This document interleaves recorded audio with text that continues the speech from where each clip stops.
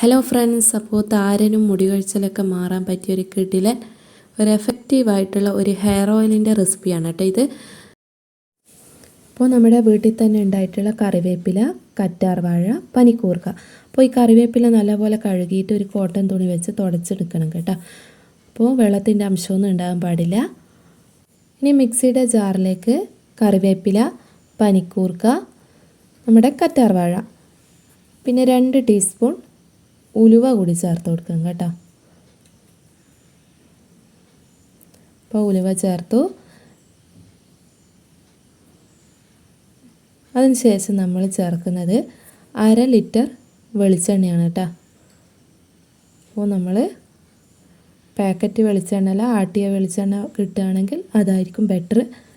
അപ്പോൾ അത് ചേർത്ത് കൊടുക്കുക. ഇനി നല്ല പോലെ ഇതൊന്ന് അരച്ചെടുക്കുക. അതിനുശേഷം ചൂട് ചട്ടിയിലേക്ക് ഒഴിച്ച് കൊടുക്കുക. ഇനിയിത് കൈവിടാതെ ഒന്ന് ഇളക്കി കൊടുക്കണം കേട്ടോ. അപ്പോൾ ഏകദേശം ഒരു അരമണിക്കൂറെങ്കിലും വേണം കേട്ടോ ഇതൊന്ന് റെഡിയാക്കി കിട്ടാൻ.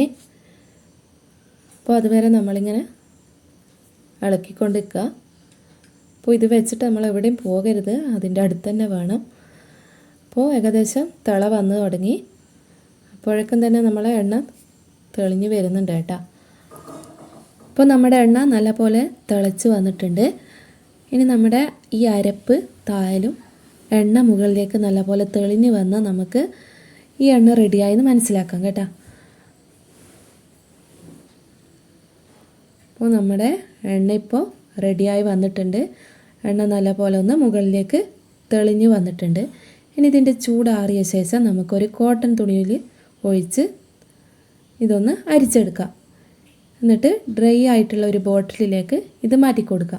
അപ്പോൾ താരനും മുടി കൊഴിച്ചിലൊക്കെ മാറാൻ പറ്റിയ ഒരു കിടിലൻ എണ്ണയാണ് കേട്ടോ ഇത്.